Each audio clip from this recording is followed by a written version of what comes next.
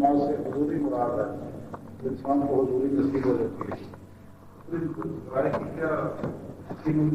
حضوری جو ہے نا نماز چھوڑنے والی، اس سے حضوری والا کو ملتی ہے. حضوری والا کبھی ایسا کوئی نہیں ہے جس نے نماز چھوڑ دیا.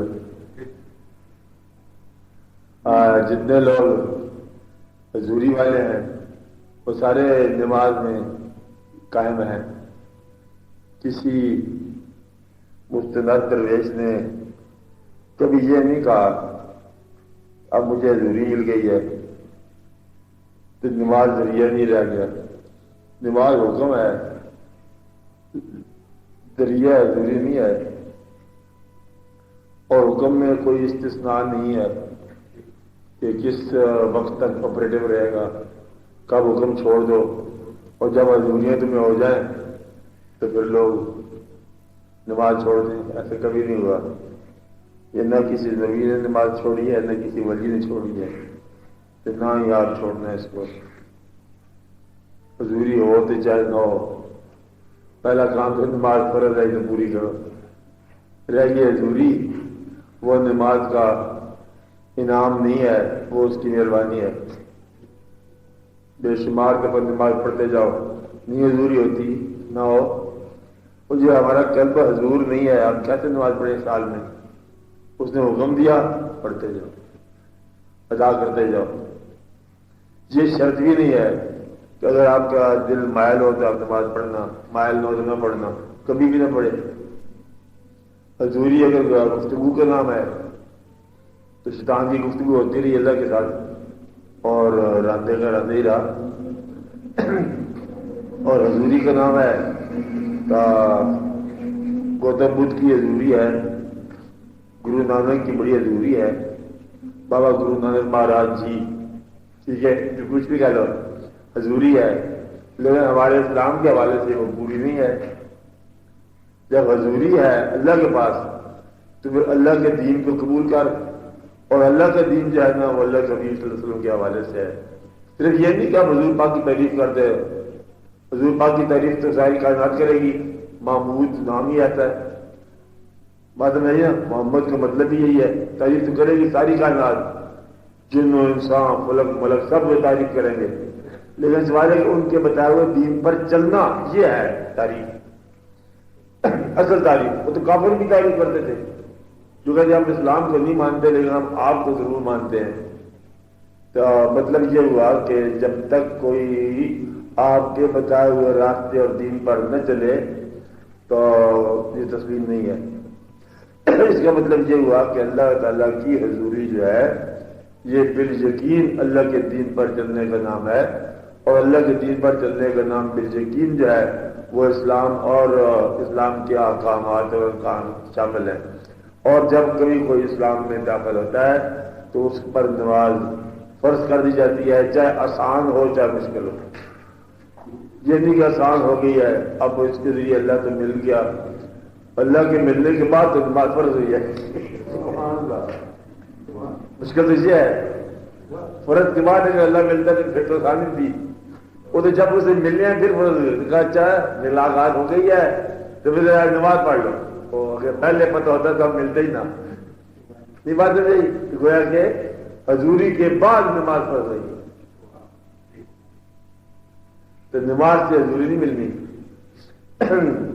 جس نے مانا ہے اس پر یہ فرض ہے. اور جس استقرار کا مسئلہ ہے، استقرار میں نماز نہیں پڑھ رہا، جو آدمی نہیں پڑھ رہا نا وہ تو شک نہ پڑے، جو دیکھ رہا ہے نا یہ تو ضرور پڑھے. اور جو استغراق میں ہے اس کی شرط یہ ہے اس کو اگر چاقو مار دو تلوار مار دو اسے پتہ نہ چلے.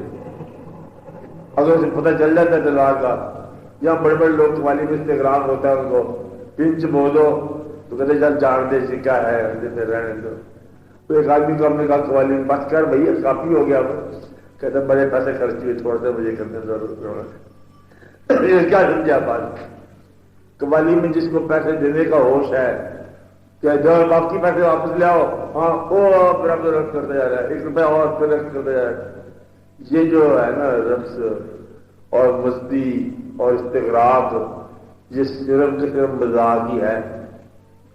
تو قوالی کا اصل میں قوالی بہت ایک آسان ترین راہ تھا دین کو سمجھنے کے لیے. ایک قوالی تھی، ایک قول تھا. جدا سمجھ رہے نا، قول تھا کسی عرب کا جو شاعر بھی ہوتا تھا اور عرب بھی ہوتا تھا. اس نے کچھ لکھا، اپنے مقامات سلوک کو اپنے کلام میں لکھا. کوئی میاں محمد تھا، کوئی وارث شاہ تھا، اور کوئی اس طرح کے حضرت بابا فرید الدین گنج شکر تھے، کوئی خواجہ غلام فرید صاحب تھے، کچھ امیر خسرو رحمۃ اللہ علیہ تھے، یعنی کہ کچھ جامی رحمۃ اللہ علیہ، اب شرف گرچ شد جامی لطفش خدایا ہی کرم بارے دیگر کن، ضیاء والم محمد را خبر کن. مطلب یہ ہے کہ یہ ایک واقعہ واردات ہے، جامی ہے، شادی ہے. ان لوگوں کو کلام جو ہے نا، وہ لکھنے والا کون ہے؟ عارف. اور جس کی موجودگی میں کلام پڑھا جا رہا ہے وہ طریقت کا پیر ہے، وہ کسی قسم کی غلطی نہیں ہونے دیتا. اور قوال جو ہیں وہ سارے مؤدب ہیں کیونکہ اہل سلسلہ ہیں. تو قوال بھی بول رہے ہیں. اور اس زمانے میں یوں تھا روپیہ آپ نے دیا تو روپیہ کے لے کے جلوس نکال کے اس کو دیا تو نہ، وہ جو پیر تھا نا، جو بھی آسمان کا بیٹھا ہوا جس نے دینا اس کو دے دیا.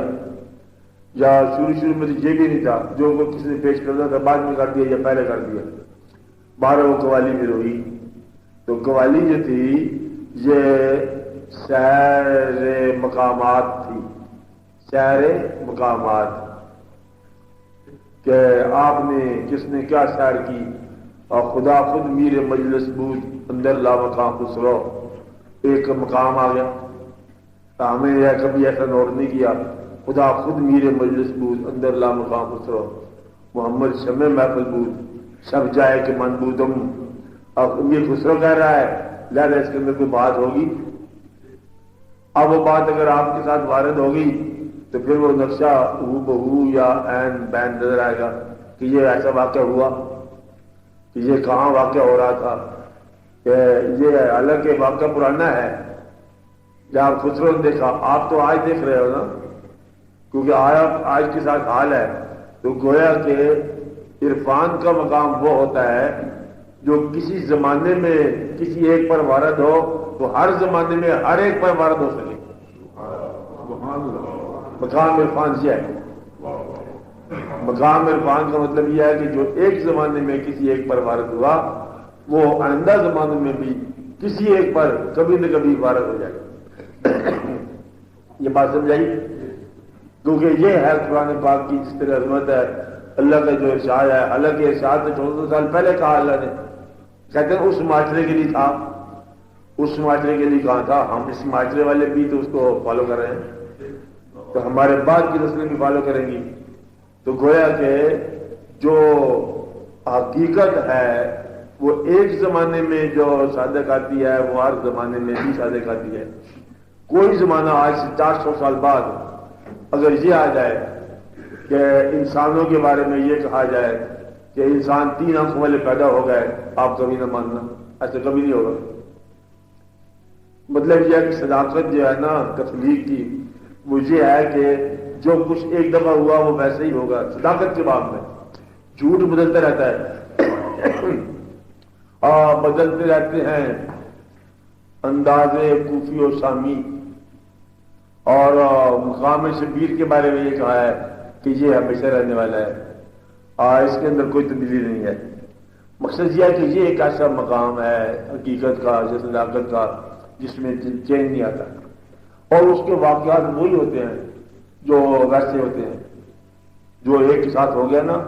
عروج کا پروسیس، شہید کا پروسیس، ہر شہید کا پروسیس ویسے ہی ہوتا ہے کہ شہادت کے وقت خود زدی بانگیا نہ لگ خود سرے دار آمدی، کہ جب تلوار چل رہی تھی تو پھر آپ خود ہی تپاس تھے. یہ سارا واقعہ. تو میرا ڈھنگ سے مقصد یہ ہے کہ جب ہم کہتے ہیں کہ میر خسرو نے یہ کلام لکھا، اس وقت جو کچھ اس کو نظر آیا ضروری نہیں کہ ہمیں نظر آئے، لیکن اس نے اس مقام کے اس حصے کے اندر جا کے لکھا جو حصہ آج بھی اگر آپ غور کرو تو آپ کے ساتھ بھی وہی واقعہ ویسے ہی ہو. خدا خود میر مجلس بود اٹرنل ٹروتھ ہے، اندر لا مقام خسرو محمد شمع محفل بود شب جائے کہ من بودم. یعنی کہ یہ لا مقام کے اندر نہ مقام بدلتا ہے نہ ٹائم بدلتا ہے، ٹائم اسپیس نہیں بدلتی.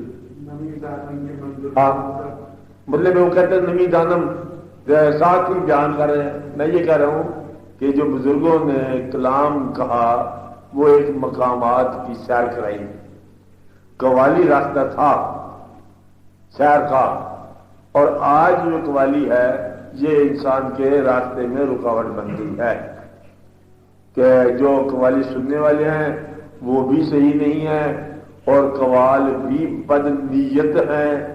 اور میر مجلس جو ہے ساقی کوئی اس کے ساتھ بھی کوئی واقعہ ایسا آگے پیچھے نہیں ہے. ساقی خالی کہتے ہیں تو پیمانے ہی خالی ہیں تو واقعات ہی خالی ہیں، اس لیے پھر قوالی کا کوئی لطف نہیں آ رہا. جب تک وہ نظر نہ آتا ہو تو قوالی سمجھ نہیں آتی. وہ عطا ہو جائے تو پھر کہتے ہیں کہ اندر باہر قوالی، پھر قوالی قوالی ہے. آپ بات سمجھ رہے ہیں؟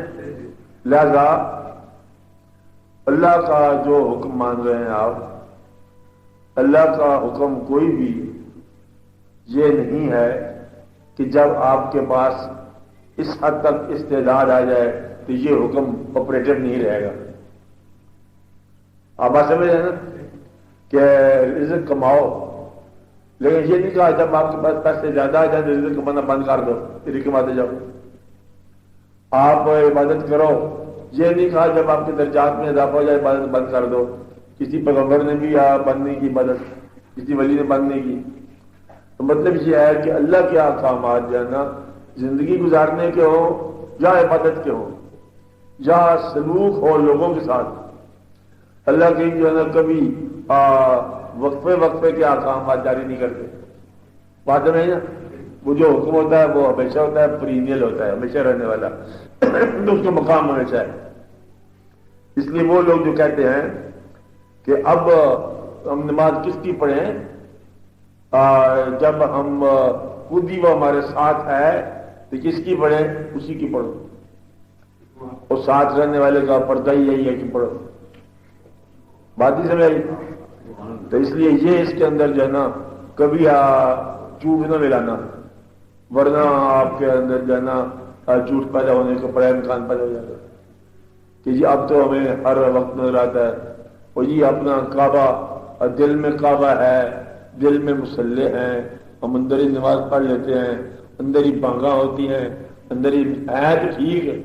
لیکن جس نے یہ لکھا نا بچے بیڑے بچے چھیڑے 14 طبق دلے کے اندر تمبو بانگو درد لکھا ہے، اس نے نماز نہیں چھوڑی. اب یہ سلطان العارفین کا ہے کہ بچے بیڑے بچے چھیڑے بچے ونج مہانے 14 طبق دلے کے اندر تمبو بانگو تانے. یعنی کہ وہ جو کچھ وہ کہہ رہے ہیں نا ٹھیک کہہ رہے ہیں، لیکن نماز سے الگ نہیں، نماز سے پڑھ. لہذا اگر تمبو کی طرح 14 طبق آپ کے دل میں آ جائے نا تو پھر بھی نماز پڑھو. ورنہ یہ نہ کہنا کہ کون طوفان کی تپیڑے کھا رہا ہے، میں کھٹکتا ہوں دل جلدا میں کانٹے کی طرح اور تو فقط اللہ کیا اللہ کرتے جا رہے ہو. اصل میں تو کہانی میری ہے، شیطان کہتا ہے، ابلیس. قرب تو مجھے موسیٰ علیہ السلام سے مل گیا. شیطان اس نے کہا بھائی بات یہ ہے کہ موسیٰ علیہ السلام نے کہا کہ نام مراد تم نے سجدہ کیوں نہ کیا، بردود تم نے سجدہ کیوں نہ کیا؟ کہتا سجدہ کرتا تو کیا ہو جاتا، بڑی بات ہے تمہارے جتنا مان جاتا، ذرا جھلکی پڑی ہے تو بے ہوش ہو کے وہ گرا ہے، میں تو پھر بھی دیکھتا ہوں اس کو. دوسرا ایک جھلک برداشت نہیں کر سکا، اس لیے میں ٹھیک ہوں اپنے حال میں مست ہوں، تو اپنا کام کر، میں اپنا کام میں لگا ہوا ہوں. مطلب یہ ہے کہ ہر چیز اپنے اپنے کام میں لگی ہوئی ہے. اس لیے آپ نے نماز چھوڑنا نا، مسلح چھین لیں اگر چھیننے والے تب بھی نہ چھوڑنا. بات نہیں نا، اگر آپ تیری نماز معاف ہوگی تو پھر بھی پڑھتے رہنا، لیکن تیری نماز زمین میں نہیں پڑھ جا سکتی، تو لامقام میں پڑھنا ضرور. بات نہیں نا. اس لیے معین صاحب کے سوال کے جواب یہ ہے کہ تو نماز کو کسی حال میں نہ چھوڑنا، زندگی کو چھوڑ دینا، نماز کو نہ چھوڑنا، چاہے قرب ملے تو چاہے نہ ملے. کہتا اب اگر آگے نماز پڑھی تو دوزخ میں جائے گا، کہتا دوزخ میں نماز سمیت چلنے دو۔ نماز اشتان کے حرفے ہوتے ہیں، کتاب تیری نمازیں بہت ہو گئی، اب کافی ہو گیا، اب تو آپ چھوڑ دو نماز۔ ہاں نہ، انہیں یہ حضرت شیخ عبد القادر جیلانی رحمۃ اللہ علیہ کے ساتھ واقع ہو، شیطان آ گیا، نور نلا نور، انہوں نے کہا نور کدھر سے آ گیا ہے؟ صبح وہ پہچانا، 2 دفعہ ملاقات ہوئی، ایک دفعہ تو ابلیس صبح آ گیا، اٹھو جی حضرت صاحب نماز پڑھا لیٹ ہو رہی ہے، قضا ہو جائے گی۔ آپ نے دیکھا تو واقعی وقت تنگ تھا، کہ تو مردود تو کیوں جگا رہا ہے مجھے؟ قضا ہوتی تو ہونے دے، تیرا تو یہ کام ہی نہیں ہے۔ کہتا جی پچھلی دفعہ قضا ہوئی تھی تو آپ جب روئے تھے نا وہ درجات پڑ گئے تھے، اور یہ مجھ سے برداشت نہیں ہوتا کہ یہ ثواب پڑ جائے، اس لیے آپ وقت پر یہ ادا کرو، مہربانی کرو آپ۔ ایک تو یہ ملاقات ہوئی، دوسری ملاقات ہوئی کہ انہوں نے کہا کہ نور ہوں، کیسے کہا کہ میں رب ہوں، نور نظر آ گیا، آپ نے دیکھا اور پہچان لیا، کون ہو؟ میں اللہ ہوں۔ اچھا پھر کیا چاہتے ہیں آپ؟ کہ آپ پر نماز معاف کر، بڑی عبادت کی آپ نے، نماز معاف کر دی۔ ہم نے کہا مردود بات سن، پیغمبر پر تو معاف نہیں ہوئی تو مجھے معاف کہتے ہو گئی ہے؟ انہوں نے کہا آپ نے مجھے پہچان لیا، عبد القادر تیرے علم نے تجھے بچایا لیا آج۔ آپ نے کہا دوسرا حملہ کر رہا ہے، میرے علم نے نہیں، میرے اللہ نے مجھے بچایا۔ جاتے جاتے حملہ کر گیا، میرے علم نے تجھے بچایا، نہیں علم نے نہیں، میرے اللہ نے مجھے بچایا۔ تو مطلب یہ ہوتا ہے کہ یہ حملہ ہوتا ہی رہتا ہے، کبھی آپ نے آپ کا مقدس معافی نہ کر لینا اپنے آپ کو۔ اللہ اپنا علم عطا کرتا ہے، عطا کرتا ہی رہتا ہے۔ علم میں بار بار کہتا رہا ہوں، مکھی کو علم دے دیا، مکڑی کو علم دے دیا، کس چیز کو علم نہیں دیا، پھول کو علم دے دیا، خوشبو کا بے شمار علم دے دیا۔ اگر آپ کو صداقت دے دی تو مبارک ہو، لیکن یہ جو صداقت آپ کی ہے یا تو کوئی نبوت جاری ہوتی۔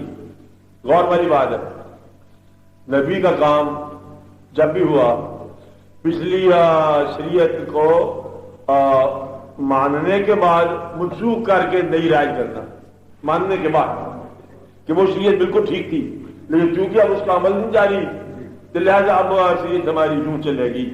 وہ سارے رسول ٹھیک تھے، بات ہے نا کہ ہم سب کو مانتے ہیں اور ان میں کوئی فرق نہیں ہے، لا نفرق بین احد من رسلہ، ایسی بات ہے نا۔ اور جب ویسا واقع ہوا، ہر نبی نے ایسا کیا، رسول نے، کہ پچھلی شریعت کو تسلیم کر کے نبی کو شامل کر لیا اور شریعت منسوخ کر دی۔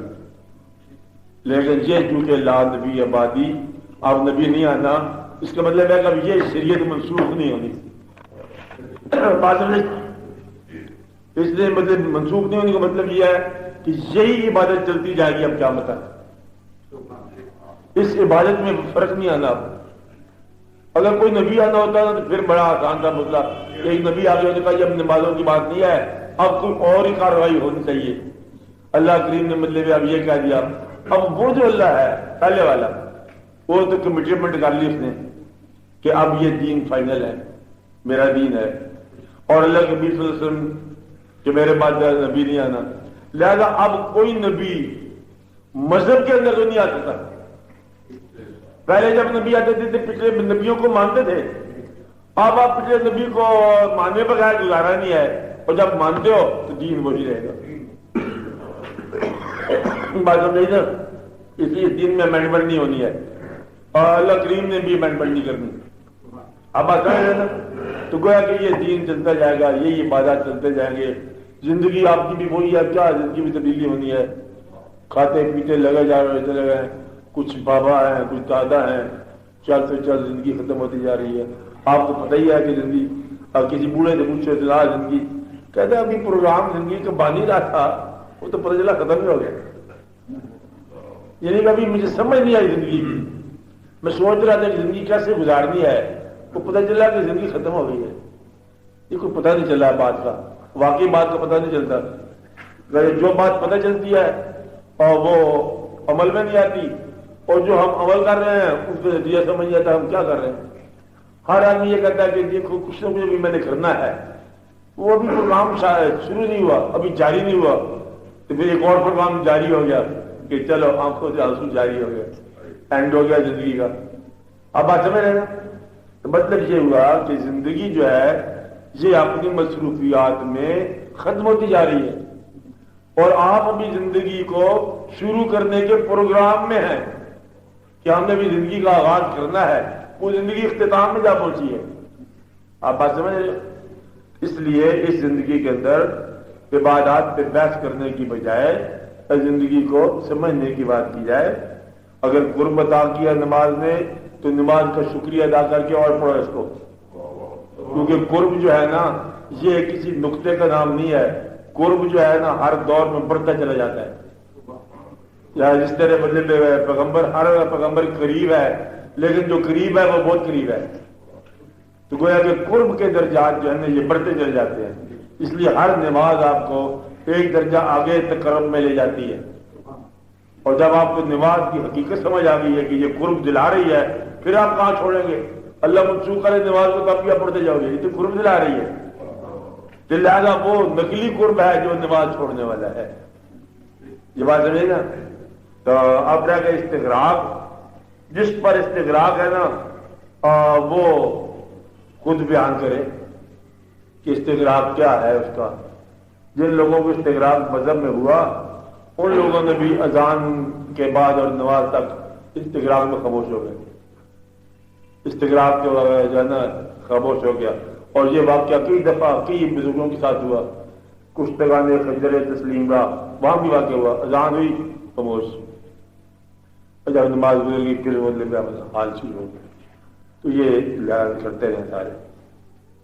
اس لیے آپ عبادت جاری رکھو اور اس کا جھگڑا نہ کرو. اللہ کریم نے مہربانی کی ہوئی ہے. ابھی آپ کے گوار، ہڈیاں، گوڑے، گٹے سلامت ہیں، نگاہ بینائی سلامت ہے. ابھی آپ پڑھ لو، نماز کو ادا کر لو. یعنی کہ پارسائی نارسائیوں کے زمانے سے پہلے ہے پارسائی. پھر تو نارسائی کا زمانہ آئے گا. گناہ کا موقع ہی نہیں سمجھ آتا. گناہ ہوتا کیا ہے؟ ایک وجود ہی شل ہو گیا. اب کیا گناہ کرے گا؟ اور وہ شل وجود جو ہے وہ تو ویسے ہی عبادت میں ڈھلا ہوا ہے. بیماری آ گئی، شل ہو گیا. شل کا منع شل ہو گیا، پیرالائسس آ گیا، پالج ہو گیا.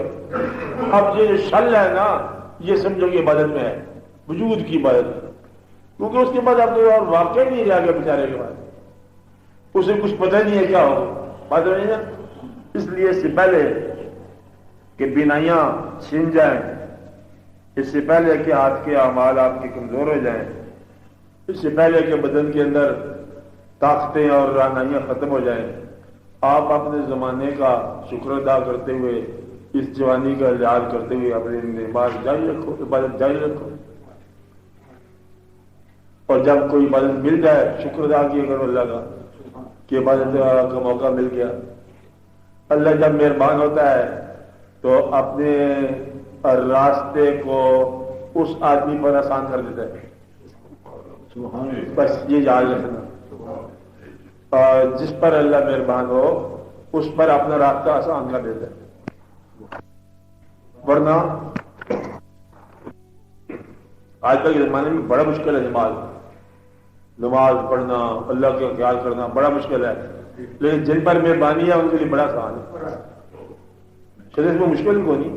کل مجموعی طور پر 5 نمازوں میں 20 منٹ لگتے ہیں، 20 گھنٹے لگتا ہوگا. باقی پورے آپ کے 24 گھنٹے اور ہال کرتے جا رہے ہیں، ہولنگ کر رہے ہیں، چلا رہے ہیں، چیخ رہے ہیں، پورا ٹائم ہے آپ کے پاس. اس لیے کوئی ایسا فرق نہیں پڑتا. تو آپ ذاتی طور پر اللہ کو مانتے ہوئے، اس کے مقرر کردہ فرائض کو مانتے ہوئے اپنی زندگی میں اپنی طاقت سے ان کو رائج کرو. یہ نہ کہنا اللہ خود ہی رائج کر لے گا. اللہ کی مرضی رائج کرے گا کہ نہیں کرے گا. آپ اپنی طاقتوں سے اللہ کے احکامات اپنی زندگی میں رائج کرو. جس طرح آپ نے حسرتیں رائج کی ہوئی ہیں اور افسوس رائج کیا ہوا ہے اور خواہشات رائج کی ہوئی ہیں اور تقاضے رائج کیے ہوئے ہیں اور ضروریات رائج کی ہوئی ہیں اور دفتر رائج کیے ہوئے ہیں اور پیسے کی تمنا رائج کی ہوئی ہے. خود رائج کی ہوئی ہے نا، اس کو بھی رائج کرو. اور اس کے اوپر انتظام چلو. جب کوئی نماز رہ جائے استغفار کا موقع ڈھونڈو اور اللہ تعالیٰ سے معافی مانگو, اللہ تعالیٰ بہتر کرے. اس لیے یہ اس کی وضاحت ہے, اللہ بہتر کرتا ہے. ہاں آپ بولو.